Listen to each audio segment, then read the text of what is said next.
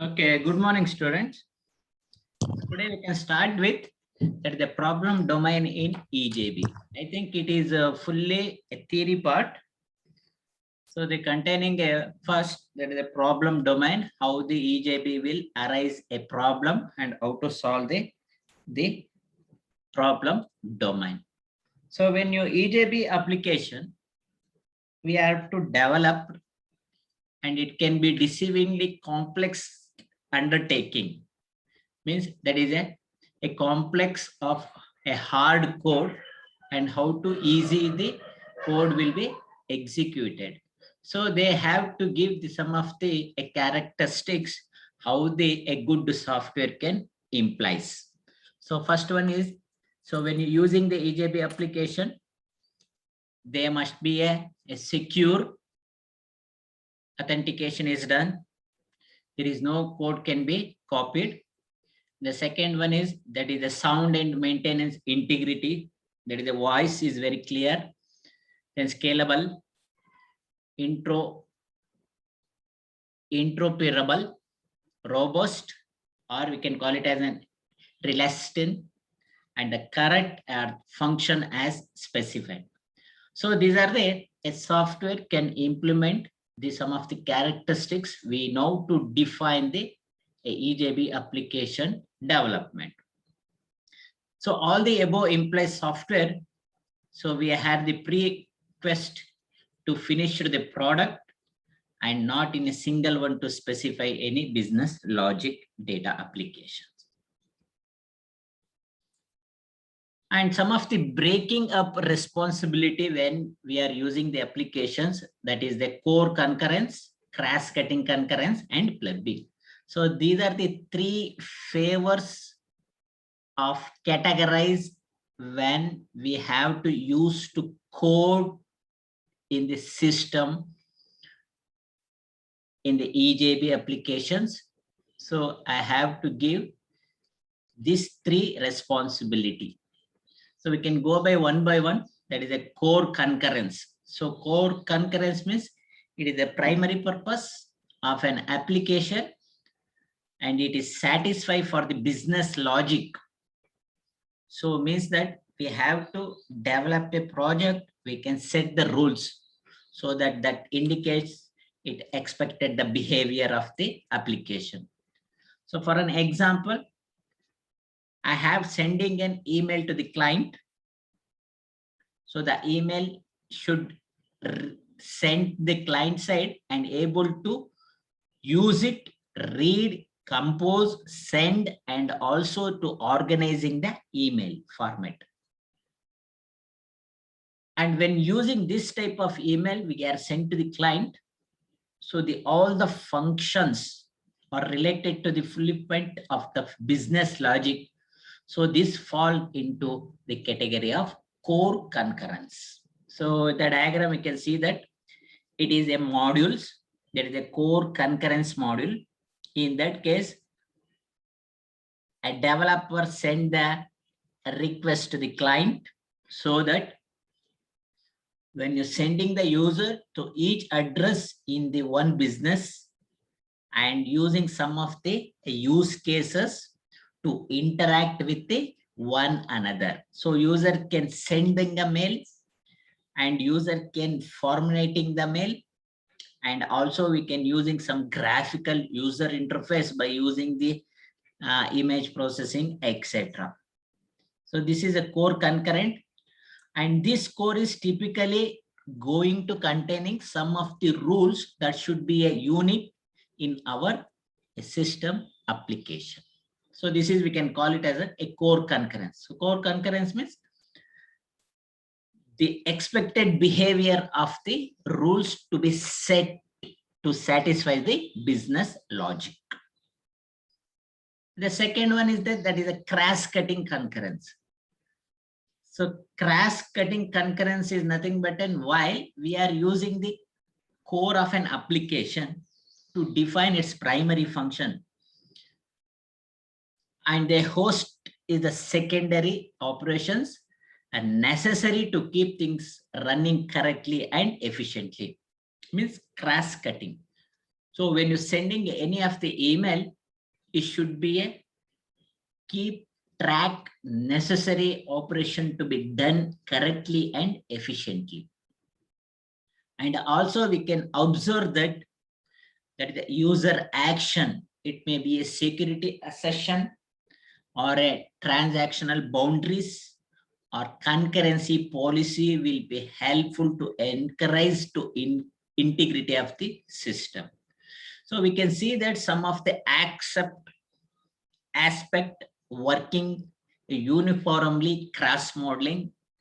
So it may be a security reason for purposing the transaction from user to the client or user actions, or it may be an email service or any of the graphical user interface by using the image processing. So this is, we can call it as a cross-cutting concurrence.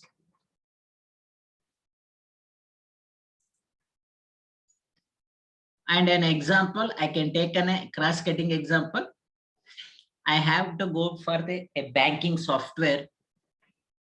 So user can allows to withdraw the money from their account only. But it would make an interesting solution if we couldn't withdraw from any other account. So we want it. So we need to a security assertion. This security assertion at some of the points to be ensured they are requesting user to grant the permission to access the another account. So in that case, we have to check the security assertion in our one bank amount to the account of another account. Then the third one is a plumbing. So plumbing means it is a one type of module. So we have to build to address the core, that is a code. So there still the matter of getting the data and invocation from one point to the another point. So plumbing means it provides the routine and make the several tasks for. For an example, I have forwarding the control from HTTP request to some the action to be done, and this action will handling. The second point, when obtaining the access of a JDBC connection, or it may be a Java mail session. And the third point, when you mapping a non-active request, or it may be a JSON or action script or RDBMS SQL into our Java object. So these are the plumbing, means we are connecting one action to the another action. That is a connection between the database to the application front end. So we can see that the plumbing has connect between the core. So how the core concurrence and the plumbing will be connected. So we can see that in the diagram, there is a client. So client will send the request from HTTP request. So they go to the application server. So in the application server through the internet, so we have to accessing the Java request in the form of an object. So then I have give the some invocation process of the code will be written and sending the template that the HTTP response will access. So this is the connection or connector between the plumbing and core concurrence. So in the diagram, we can see that plumbing means it is an end. It is a one type end, and therefore a little value in and of itself only.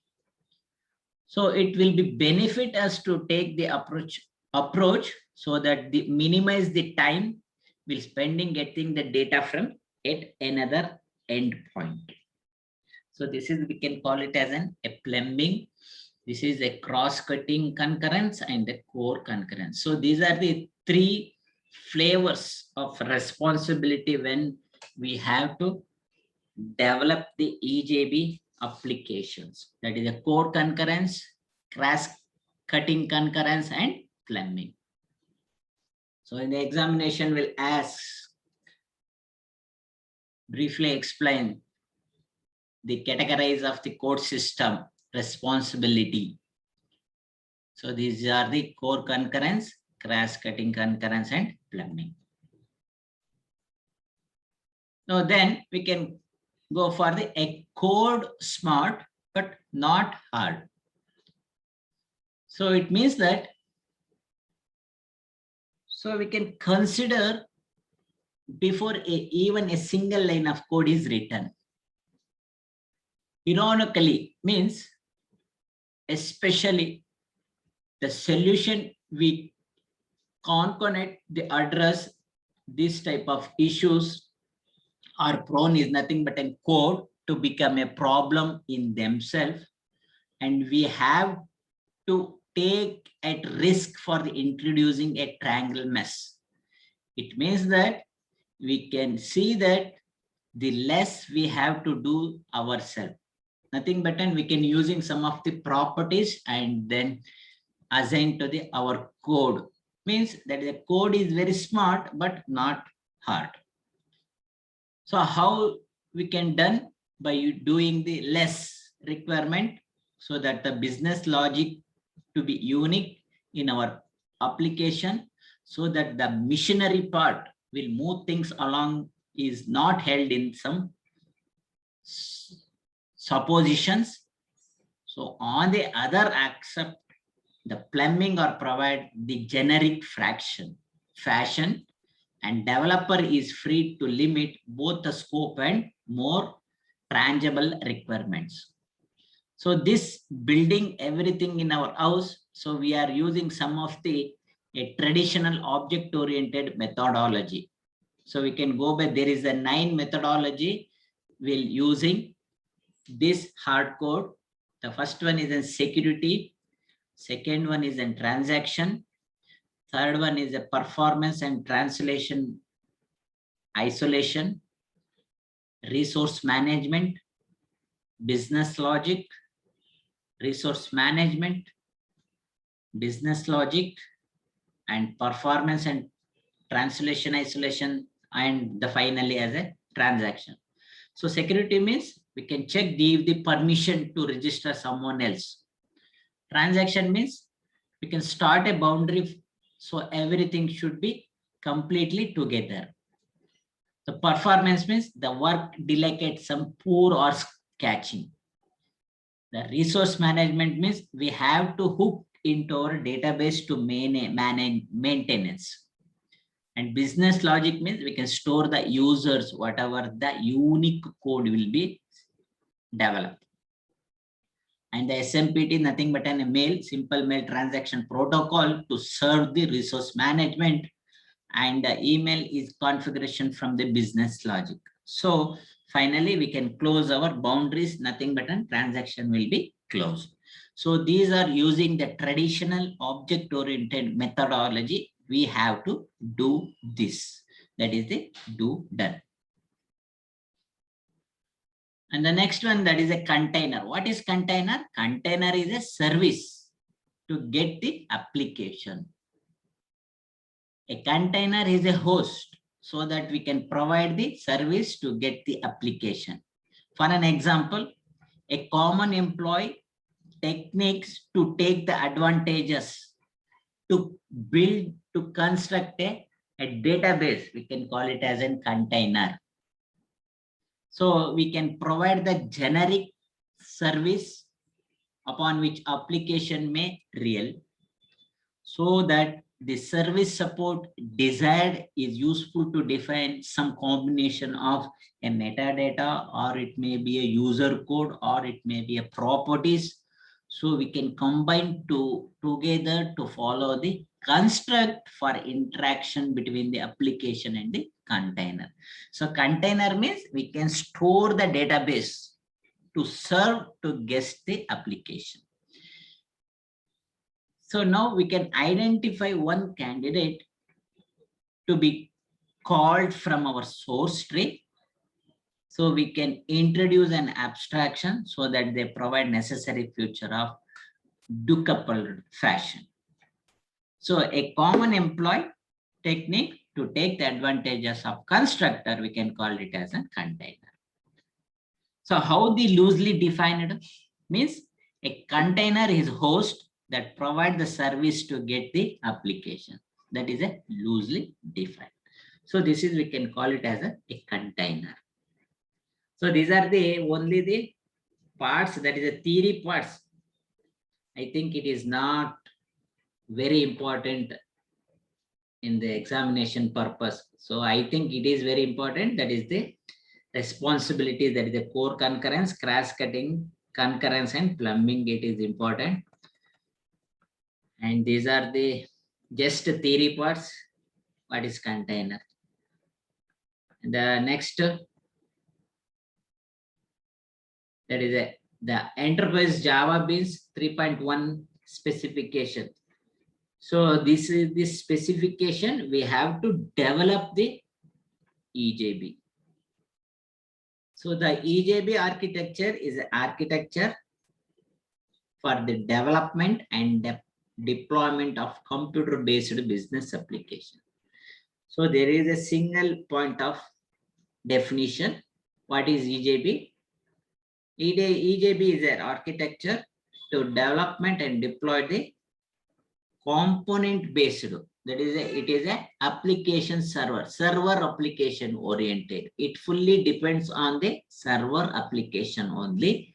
So it is an architecture for development and deployment of component based business application. So when writing the EJB, to write the application, and the application should be a multi-user and secure, transactional, and scalable. And when using this type of EJB applications, you write once and developed on many server platforms. So they support the enterprise Java Beans specification. So it is very important point to be noted. When developing this type of application may be written once, and we can develop it on any server platform so that the EJB will be support the specification. And this EJB means we can define a model for the piecing together a full system by interacting the model. So each component may represent a collection of business process, and this will be centralized on the server. So it acts as a centralized application. So it go for the modeling for piece of a together to fill the system to interacting the one module to the another module will run centralized on the server. So that is an enterprise Java Beans 3.1 specification. So this is, we can call it as a modules operating the inside the runtime container. So the container containing, it may be an email service or it may be an image processing, will connect by interact with the user action. So this is an additional operations to be distribute the nature will provide a mechanism to spread the model across the different process. So the physical machines or even entire network will access this container. And this diagram, see that we have to using runtime container to abstract the physical location of code. The container may be a one or more, or container A or container B. So we will service to the all the whatever the content will be available, or it may be a variety of clients, or client may be a more than one. So we are used to run the container physical location of the code, so that the application that takes the advantage of EJB architecture are portable across any complete container implementation. So this is by using the runtime container. And the component types. What do you mean by component types? So when you developing a EJB application, we have imposed no API coupling or restriction upon the whatever the class we are created. So that will define our business object. So commonly we are known as POJO, that is a plain old Java object. So this commonly known as POJO, it is a development.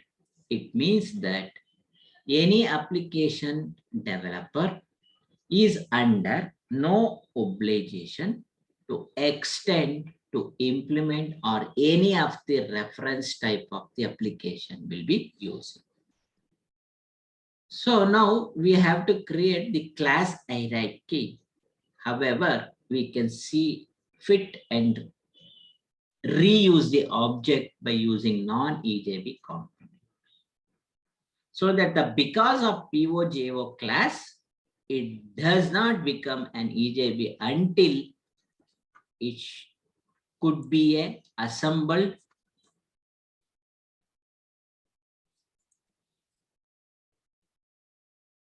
or a package or deployed, and the third one is accessed via the container. So these are the other type of classes we can using POJ.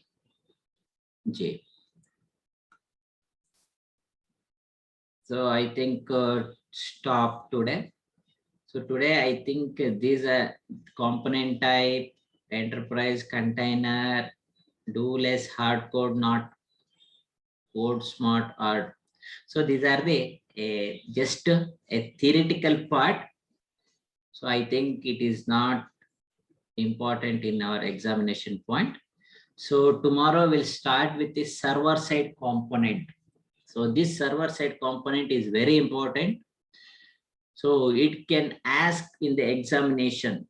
So what is server side component types? So there is a mainly described three components, that is a session beans, entity bean, message driven beans. So we can go by one tomorrow. What is session bean? So how many types of session beans are available? That is an EJB, stateless bean, and stateful beans. So these are very important. So tomorrow is very important class for examination purpose. And we'll ask in the examination what is MDB. So MDB is nothing but a message driven bean. So these are the important points for the examination purpose.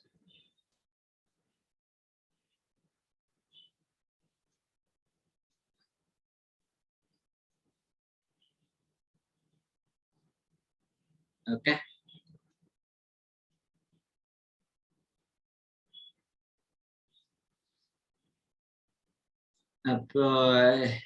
Last class alle idu lab execute madidra 6th 8th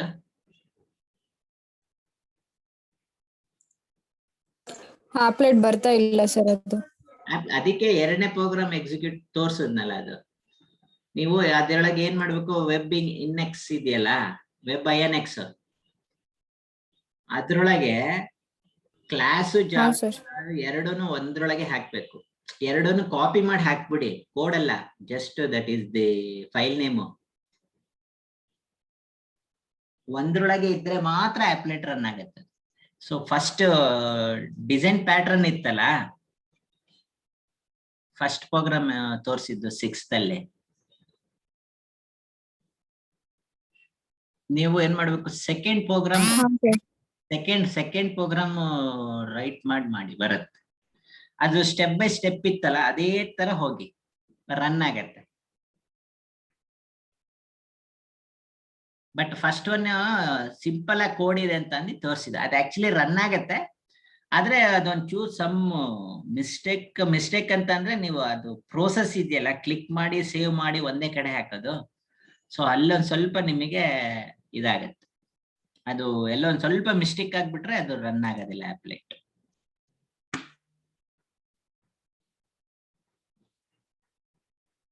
ಇದು 8ನೇದು run ಮಾಡಿದ್ರ